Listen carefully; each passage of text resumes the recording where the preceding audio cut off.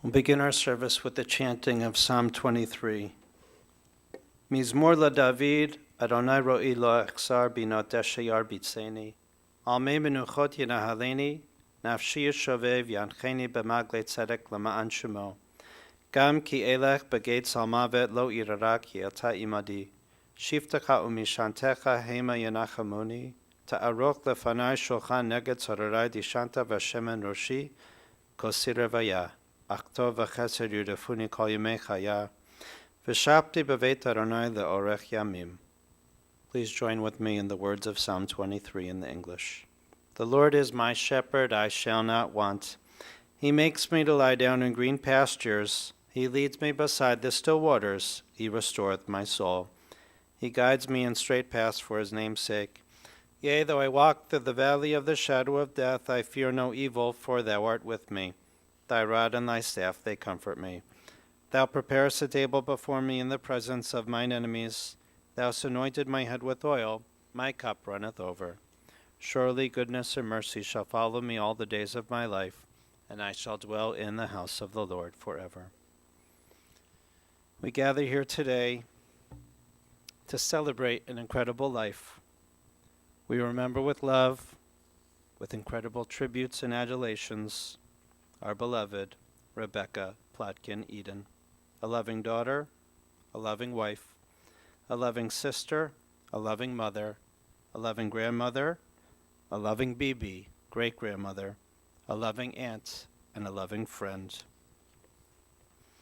Our tradition teaches from the book of Ecclesiastes, a season is set for everything, a time for every experience under heaven, a time for planting and a time for reaping, a time for keeping and a time for discarding, a time for loving, a time for hating, a time for embracing and a time for refraining, a time for laughing, a time for weeping, a time for dancing, a time for wailing, a time for birthing, a time for dying, a time for speaking, a time for silence, a time for seeking, and a time for losing.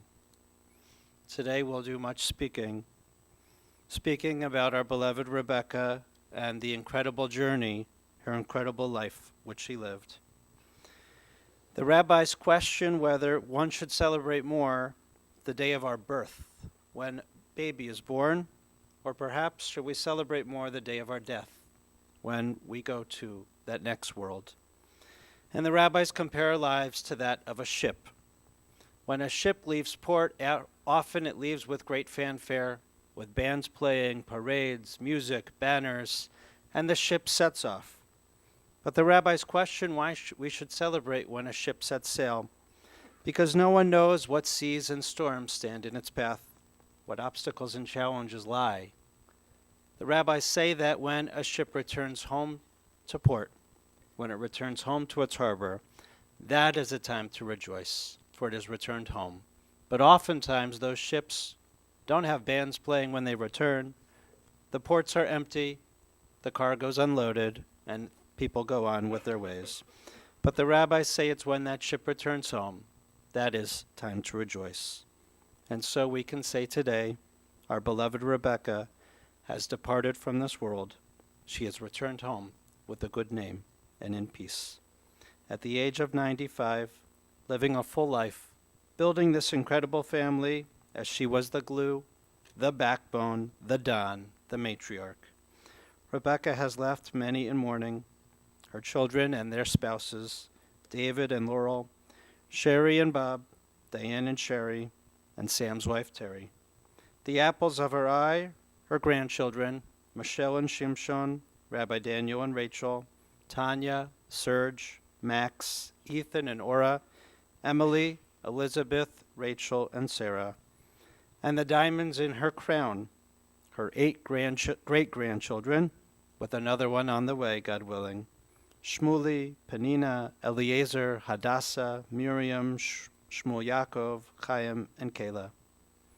She leaves behind her beloved twin sister, Lillian, who is now living in Connecticut, unable to travel here today, and her baby sister, Yu Joan, who was able to be here from California. Many adoring nieces and nephews, many students, and many friends. Rebecca now joins her beloved husband Michael, gone so many years ago, taken so young, in April of 1959, only after 10 years of marriage. She joins her beloved son Sam, the brilliant doctor, filled with his mother's compassion, warmth, and generosity. She rejoins her parents, Benjamin and Frida Plotkin. She joins them all in their eternal home in heaven. This time we are going to have very special tributes and remarks from each of Rebecca's children. And first I call upon David.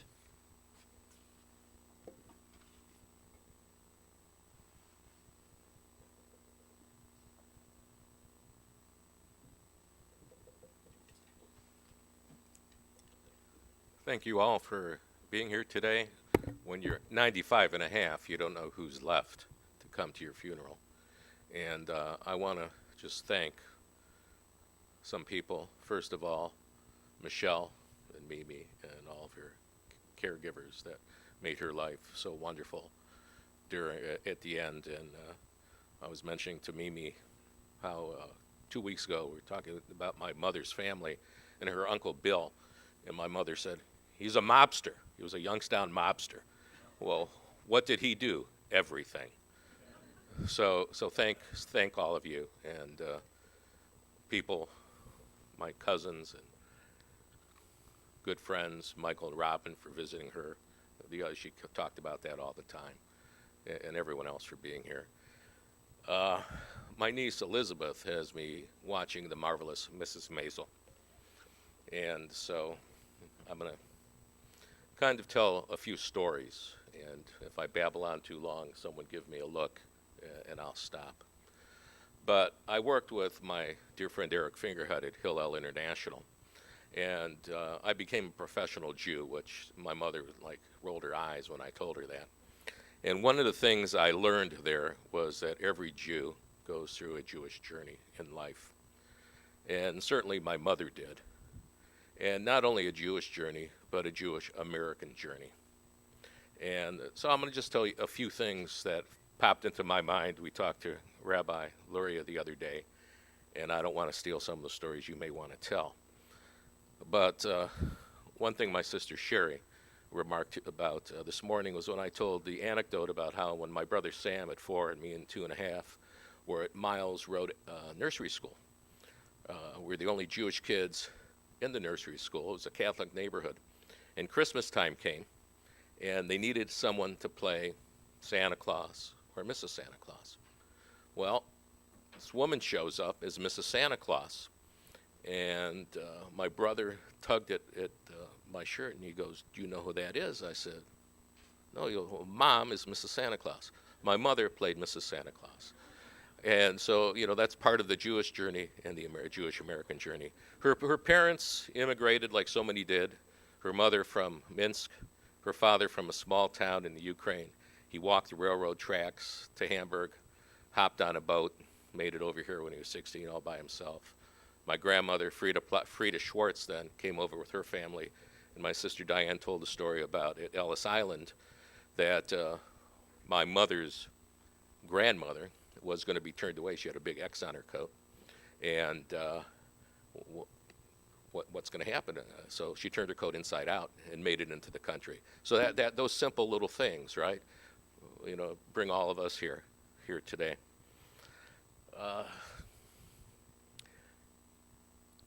After playing Mrs. Santa Claus, we moved to a small town in southwestern Ohio called Greenville, best known as the birthplace of Annie Oakley. This was the late 50s.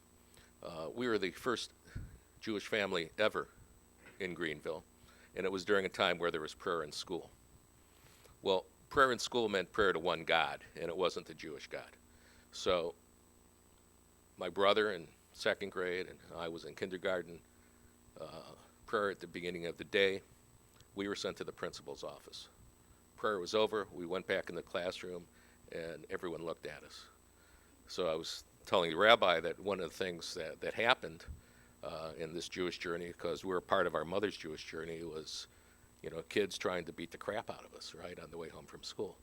And that's when we learned we were Jewish. And my mother in her Jewish journey. She grew up in, I would call, Ira, would you say, a socialist communist family that was, so it was a little strange. But it was around Christmas time, and everyone was getting presents and all this and that. And, Mom, what do we have? I mean, so I remember she took my brother and I, and she opened the closet and she pointed to the top shelf. She goes, Hanukkah, those are your gifts, you'll get them.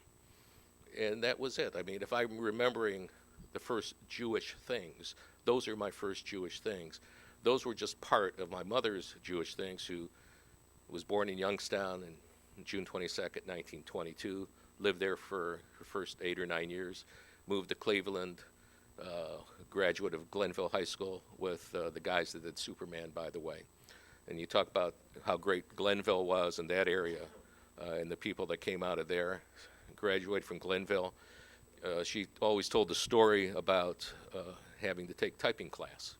Well, she knew that taking typing class meant women had to learn to be secretaries, so she bombed in typing because she always wanted to be a nurse.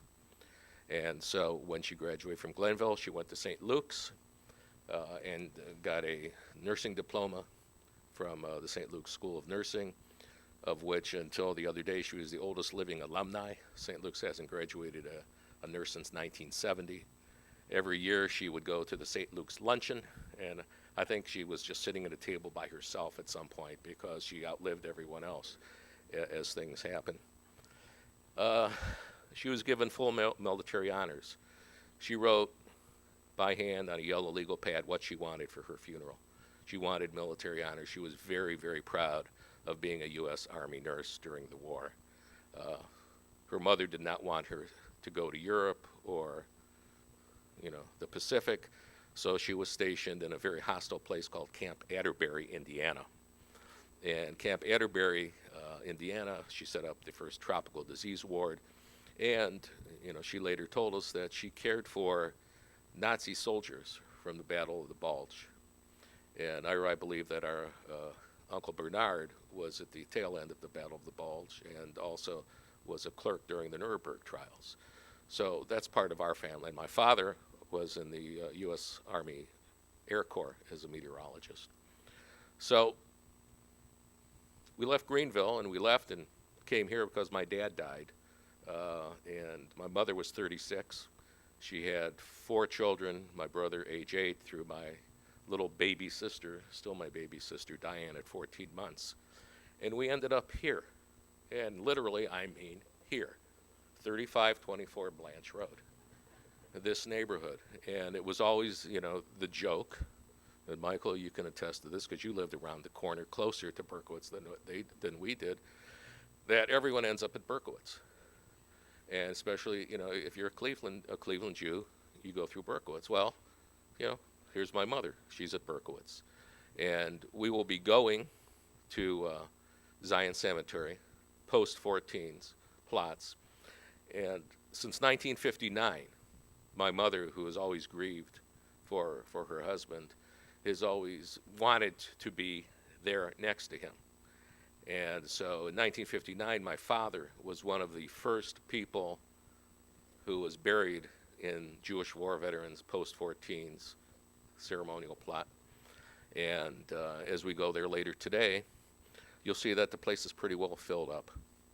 And my mother has one of the last places, and it's a good spot because my mother sold all the plots in that part of Zion. So we knew where everyone is buried. So when I walk there, or I see my father, or I see my grandparents, and I see all these names of these heroes, literally from World War II in that era, that's part of the Jewish and the American journey also. So we lived over here, and I've told people everywhere I go that they may think that Jerusalem is the capital of the universe, and I tell them, no, it's Cleveland. And I describe what it was being in this area on Taylor Road growing up, the great people like Woody Allen's Brooklyn, that everyone talks about that. I'll talk about Cleveland Heights in this area and the B Streets any day, and some of the great Jewish leaders and others that have come out of here. Eric being one, Howard Core, who's at APAC, Alan Gill, my good friend on the next street who we got arrested together hitchhiking His mother bailed us out. My mother never knew that until recently. But an incredible neighborhood. You cannot recreate what it is. But, and Michael, you know this. I mean, how many thousands of times do we pass through Berkowitz in the parking lot going to Taylor Road Elementary School or going to Kane Park, or not too often, we're younger, coming for funerals. My grandfather, Ben Plotkin, my mother's father, was called the mayor of Taylor Road.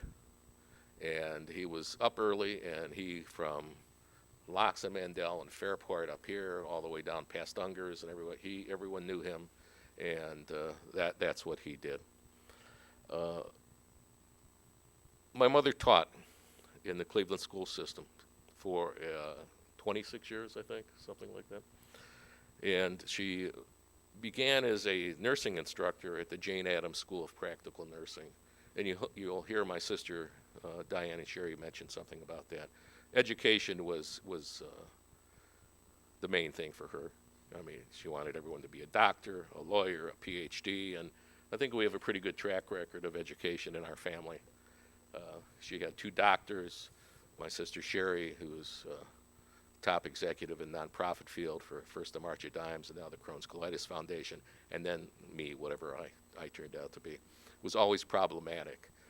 My mother, you know, among her traits that we talked about is she, like a Wolverine, supported her children and backed her children. She showed no fear in that regard. I described how she was in the military, and that she was with the Cleveland school system as eventually the director of the school. And later on, she was appointed by Republican Governor James Rhodes to be on the Ohio Board of Nursing, for which she served 2 years as its president. At the Cleveland Public Schools, as some of you women may understand, she was a director, but she was paid less than all the male directors. And that was something that did not sit well with her. You know, she was a veteran. She belonged to Post 14, so she was an anomaly where she was in the auxiliary and she was in the post. And the post was for the men. Well, how many female Jewish veterans were there? So she was the president of the auxiliary, state president, all that. In the post, she was an afterthought. Once again, I think, you know, when you talk about feminists and women standing on shoulders of giants, she was there before some of the giants that people talk about. Never wanted to be. The thing that she wanted to be in life was a wife and a mother. And at 36, that ended for her after almost 10 years of marriage. So how do you get over that? Well, you don't get over that, but you persevere. You survive. And there are a lot of Jewish survivors and Jewish American survivors, friends whose parents were in camps in the Holocaust, and friends whose parents had other ways that they learned how to survive. So that was our family.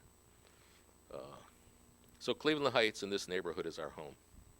And I think it says a lot about what this area meant and what it still means to legacies. So in that room is my mother's legacy of her 5 of her 8 great-grandchildren. I call them the Shmulets. And then her everyone else. An accomplished, fine group of people. My mother, for those of you wondering, at 95 and a half, kept her wits to the end. She did not suffer. She was, when I was presented the flag, they said this was from the president and this and that. I'll tell you, if she would say no.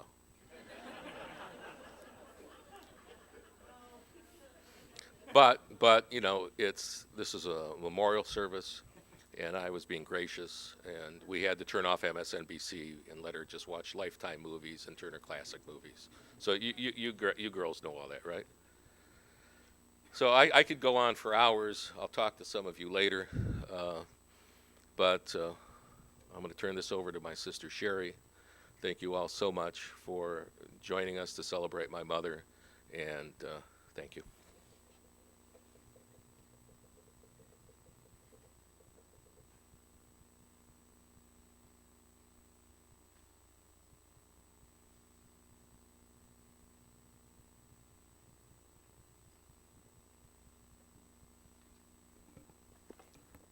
As David said, thank you so much for coming. And I'm going to have to read, so I apologize. So just bear with me. My mother had a special connection. My mother and I had a special connection to butterflies. Probably most recently, as the rabbi said, my brother Sam passed away in 2004. And at the funeral, a butterfly landed on the shovel and stayed the entire time. And just like a butterfly, my mother found strength in darkness and was able to transform her life and other people's lives into a world full of color and meaning. Someone once said, butterflies can't see their wings. They can't see how truly beautiful they are, but everybody else can. My mother would say, let me tell you, with her finger pointing. And with that vision in mind, I would like to take a few minutes to let me tell you about the beauty and strength in my mom that I know we all saw. Just like a butterfly, my mother gave others the opportunity to spread their wings and fly. My mom saw education as a ticket to leading an enlightened and meaningful life. She not only transferred that concept onto her children, but also to her job as a nurse educator, where she impacted over 3,000 nursing students. I had the opportunity to work at Mount Sinai Medical Center, and many nurses came up to me and said, when they heard my last name was Eden, to share with me how my mom inspired them and how, because of her, they were able to do and take care of their families and also continue their career path journey. In addition, she was also helpful to all of our friends. I know my friends, Nancy Myers is here today, special friend, always talked to me about my mom after meeting her. She changed so many people's lives. My daughters, who are with me today to support me, their boyfriends were here a couple weeks ago and had the opportunity to spend time with her. And I have received just beautiful notes from them about the impact that they had on her as well. My mother loved babies, especially of all of her grandchildren and great-grandchildren. And when I gave birth to my first child, Ethan, who is in Israel and could not be here today, my mom stayed with me for an entire week, helping me enter the wonderful world of motherhood. And when I had my twin daughters, and she was a twin herself, who are standing here with me today, Emily and Elizabeth, it was a special time for me to watch her as she rocked my babies to sleep. And we spent countless hours talking about what it was like to be a twin. Just like a butterfly, my mother brought color to the world. She loved movies, especially those with her crush at Nelson Eddy. And we all laughed every time she tried to sing one of her songs, When I Am Calling You, Will You Answer Too? My mom loved to shop, especially to buy clothes, and it was a joy to spend that time with her. She was so excited that as soon as she brought something home, she would tear off the tags and wearing it, showing off her beautiful color and taste. Just like a butterfly, my mother brought laughter and joy to those around her. In 2003, we shared a cabin on a family cruise in December. On the first night, I had the honor of turning over to see her in her sleeping mask and sleeping gloves. I was not expecting that, and we laughed so hard we peed in our pants, and we did that many a time, Diane and David. I want to thank her for introducing me to the Cleveland Indians and for allowing Diane and I, as young girls, to hop on a bus and go downtown to enjoy games. She knew we needed those 9 innings to escape. Just like a butterfly, my mother overcame hardships and challenges. Her strength shined and continues to shine through. Even though she lived a long and fulfilling life, my heart wished for more time. But as a poet once said, the butterfly does not count the months of its life, but rather it counts the moments. And yet, all the time it has, it is still enough. And now my sister Diane will come up.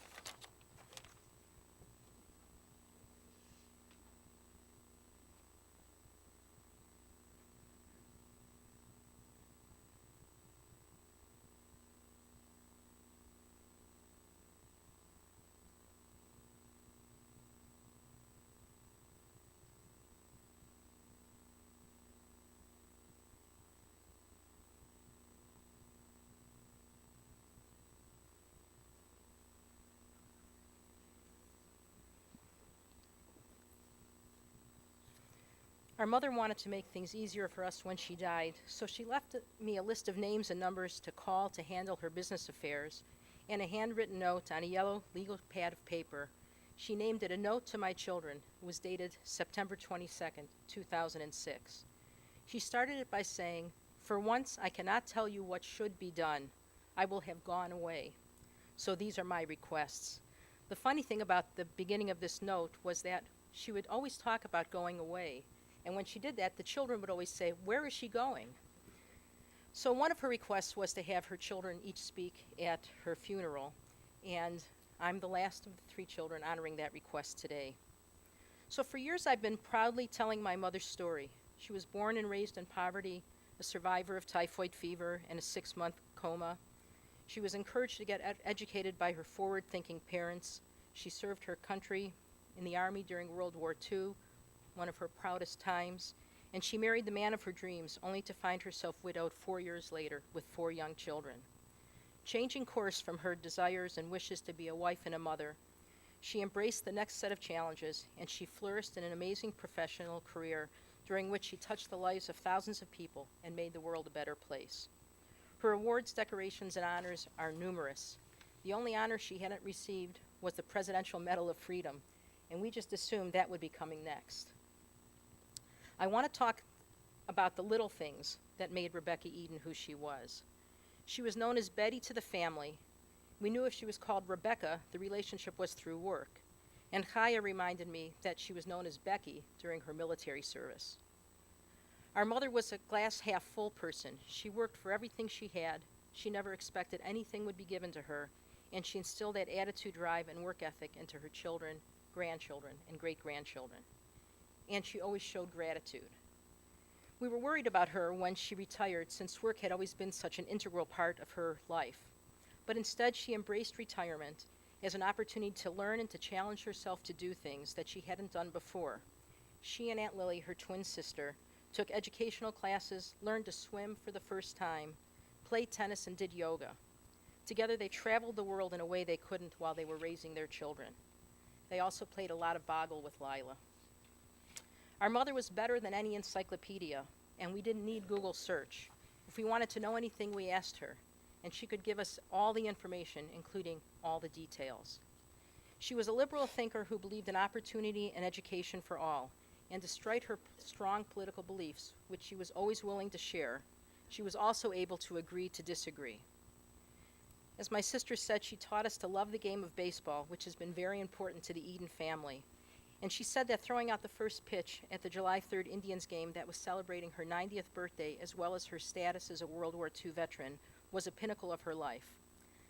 Those of you who know her know that she had a crush on Lou Boudreau, and she often reminisced about the 1948 Indians World Series championship, but she never rubbed it in that we hadn't seen one yet. As my sister said, she loved Nelson Eddy, but she did not like Jeanette MacDonald. She saw her as a competitor to his heart. And she also taught us to love Pete Seeger. She counted half birthdays, and at the end of December, a few days ago, we joyfully celebrated her 95th and a half birthday. Dates were very important to her. Everybody in our family knows that she started nursing school October 2nd, 1940. It was Yom Kippur, but she had to go. My mother aged with grace and dignity. Losing her independence and mobility was very tough for her, but again, she was up to the challenge. We were helped by a group of great women who became aides, but more importantly, her friends and cherished members of our family. The final stage of her aging process was when she agreed to move into our home. She was fiercely independent, so the decision was not easy for her. But when she arrived on Gladwin Drive the day after her 95th birthday, she said, "I am home." We cherished the time we had with her. We were invigorated by how her love for her children, grandchildren, great-grandchildren, sisters, nieces, and nephews never wavered. She was happy with any contact and any attention, and she loved all the calls and visits. Our mother showed never-ending support and love. Last night, when Aunt Joan got in from Long Beach, California, she talked again about how much my mother loved her children and was willing to share that knowledge with anyone who would listen. My mother stayed active in the lives of her grandchildren and frequently called them before exams or important events, telling them, "My gorgeous creature, I'm sending you my brainwaves." That was her way of showing them support. We also saw how hilarious my mother was. She was quick-witted, and her humor became legendary. The thing is, she wasn't trying to be funny, and when we laughed, she never really understood why. But she was a riot. She hated being barefooted, and she didn't like to see people without shoes and socks, but just about everything else she tolerated and found a way to manage. She loved watermelon, Italian wedding soup, gazpacho, especially Terrence's, BLTs, okay, that's the one thing, butter pecan ice cream, jelly donuts, and she especially loved bagel brunches with the family. The Kaplan grandchildren came every month. Her nighttime routine included watching the Golden Girls and Everyone Loves Raymond, and she loved MSNBC. I will be honest that we did have to curtail MSNBC when she moved into our home because the news was too painful. She was dubbed the Queen by Michelle, who quickly became the Princess. And my mother never left the room without offering the Queen's wave, and she insisted that we acknowledge it and return the wave back. On the morning of her death, my mother wanted her purse, a suitcase, and her brown shoes, and she asked how she could get up the steps. We were clearly too concrete, not understanding what she was saying, because we told her she lived on a single level. She didn't need to go up any steps. We later found out she was talking about another ascension.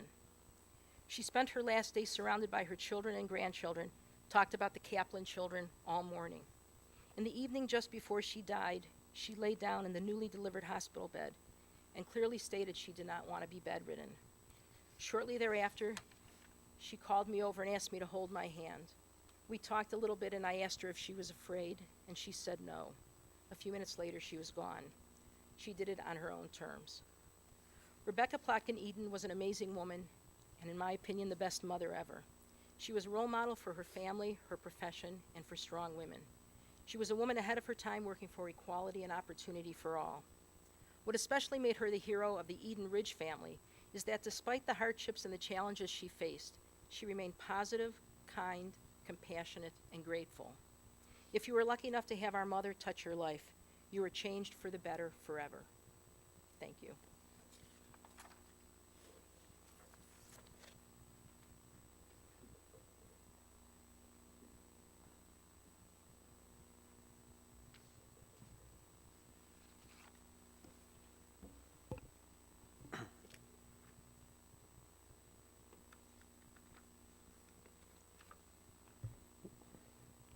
The rabbi teaches Devarim sheyotzim melev nechnasim balev, the words that come from the heart enter our hearts. And you truly brought Mom to life, brought her spirit into this room, and will carry it on for many, many years to come. The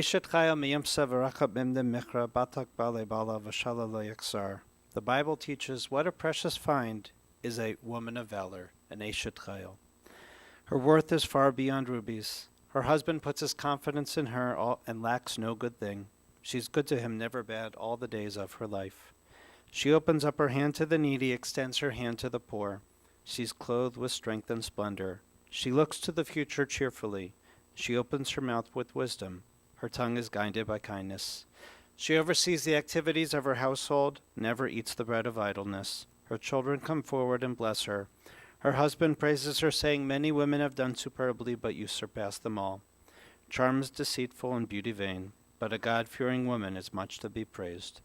Extol her for the fruit of her hand, and whenever people gather, her deeds shall speak her praise. Rebecca was small but mighty.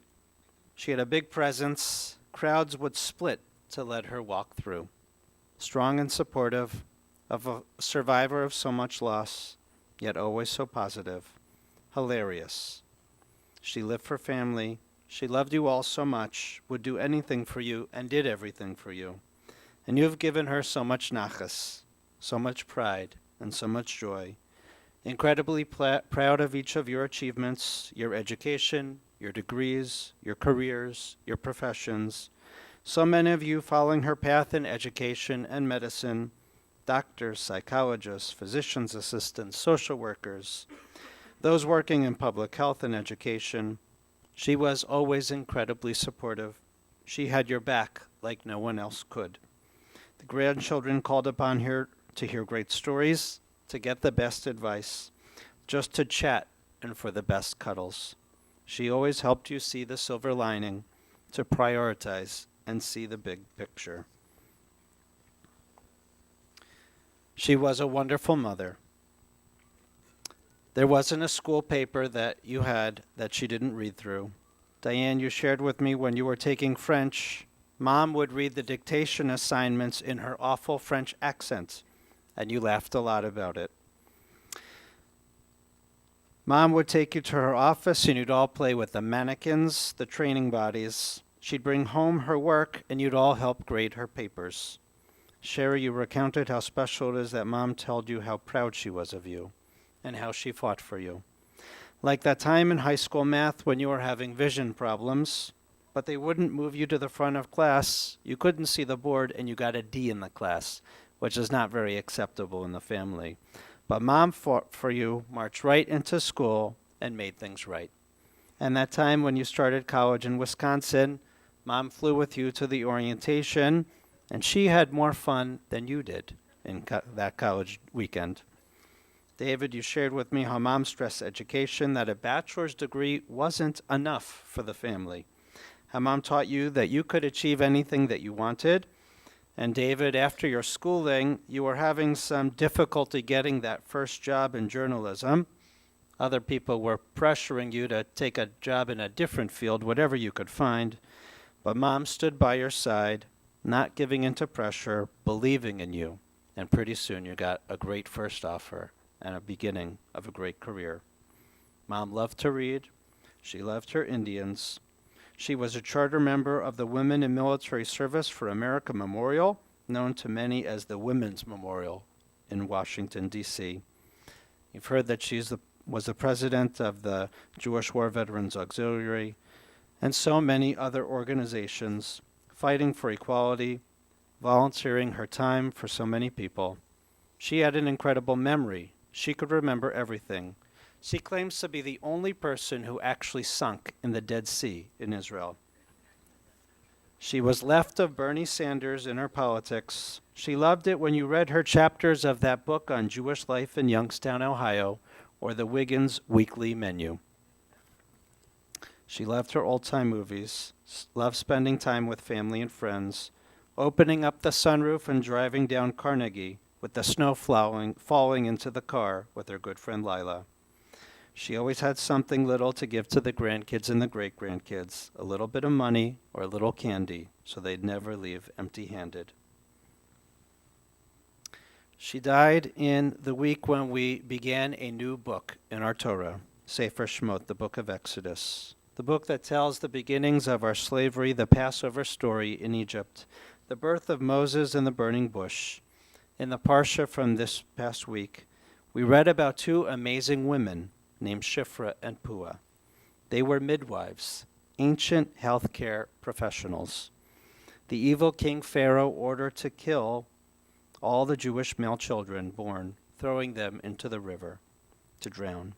But repeatedly, these two women, Shifra and Puah, would report back to Pharaoh that they failed their job, for they had faith in God, and would tell him that the Jewish women had given birth too quickly, lying to him, saying that they never arrived in time.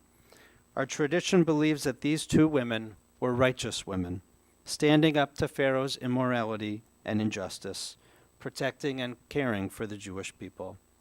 We honor their courage, known as Ometz Halev. They had strong hearts, bravery to stand up for those who had little voice. Our beloved Rebecca Eden follows in that line as a mensch, a tzedeket, a righteous woman devoted to healthcare, healing the body and the soul, raising up the lives of so many in our community and in our world, inspiring so many, instilling upon them courage. At age 90, she was honored with the establishment of the Rebecca Plotkin Eden Scholarship Fund at her alma mater, the Francis Payne Bolton School of Nursing at Case Western.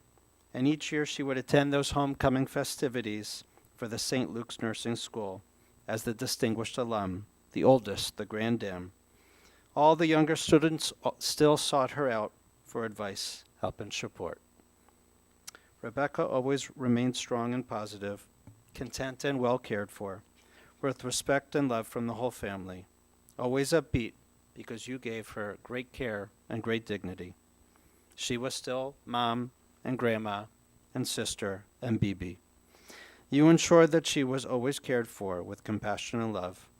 Encircled by family in Diane and Sherry's home these last few months, the family was ever present, always there. We can say that she is now at peace. She has returned home, like that ship to the harbor. May her name always bring us blessings. Tehi zichrono baruch, and we say, Amen. We'll rise now for the memorial prayer.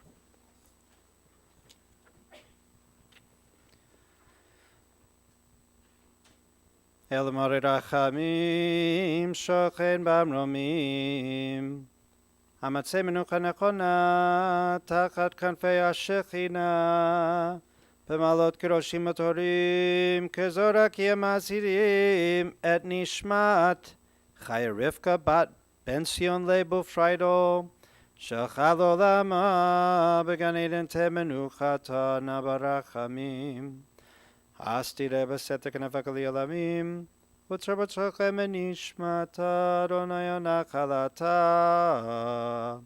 V'tanok B'Shalom Amishkava,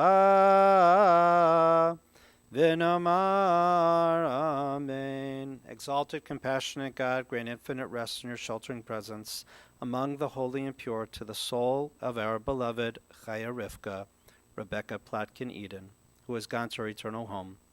Merciful One, we ask that our loved one find perfect peace in your eternal embrace. May she merit the reward for living a life filled with kindness. And we all say, Amen. Please be seated. Following the service, interment will take place at Zion Memorial Park in the Jewish War Veterans Section, Post 14.